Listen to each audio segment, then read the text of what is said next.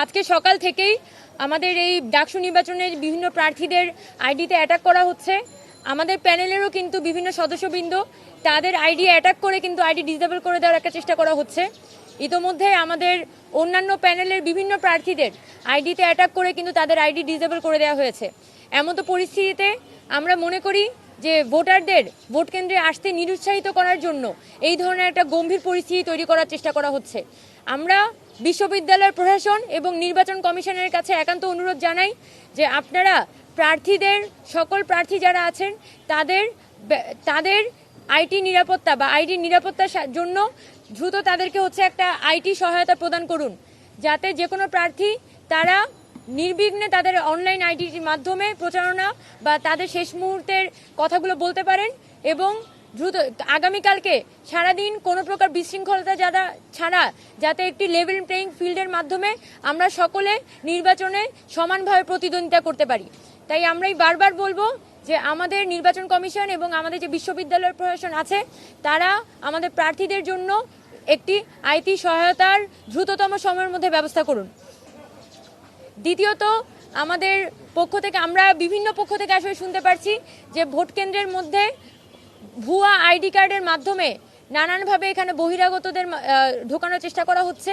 পাশাপাশি আমাদের এখানে লাইন জ্যামিং করে ভোট আটকানো বা ভোটকে দীর্ঘায়িত করার একটা প্রচেষ্টাও থাকতে পারে, এমনটা আমাদের কান পর্যন্ত এসেছে। আমরা বিশ্ববিদ্যালয় প্রশাসনের কাছে বলতে চাই যে ভোট কেন্দ্রের নিরাপত্তা নিশ্চিত করা আপনাদের একান্ত দায়িত্ব। আমরা স্বতন্ত্র শিক্ষার্থী ঐক্য খুব চাই যে 17 বছরের স্বৈরাচারী শাসনের পরে এই প্রথমবারের মতো একটা নির্বাচন এই ঢাকা বিশ্ববিদ্যালয়ে অনুষ্ঠিত হতে যাচ্ছে।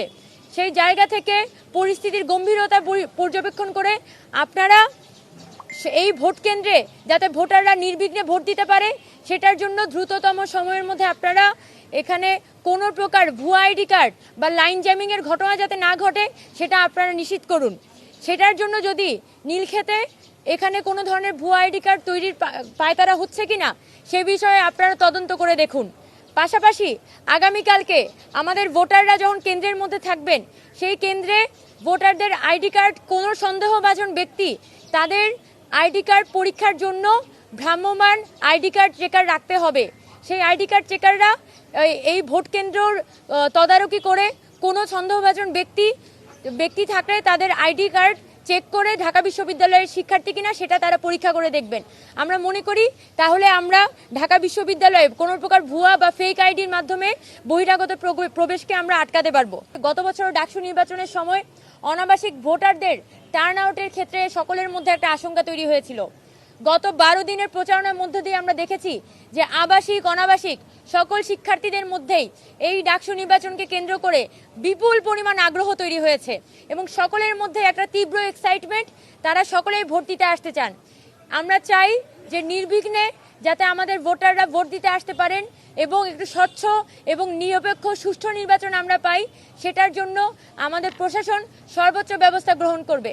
সেক্ষেত্রে অনাবাসিক শিক্ষার্থীদের অংশগ্রহণ বাড়ানোর জন্য যাতে আমাদের যে বাসগুলো আছে সেই বাস রুটগুলোর পর্যাপ্ত আপ ট্রিপ ডাউন ট্রিপ এবং সেই বাস পুরোটা সময় একটু পরপর যাতে আপ ট্রিপ এবং ডাউন ট্রিপের ব্যবস্থা থাকে, সেই ব্যাপারে আমি যে বাস রুটের কমিটির যারা সদস্যরা আছেন, সভাপতি সেক্রেটারি আছেন, পাশাপাশি আমাদের নির্বাচন কমিশন আছেন, তাদের সকলের কাছে একান্ত অনুরোধ জানাবো।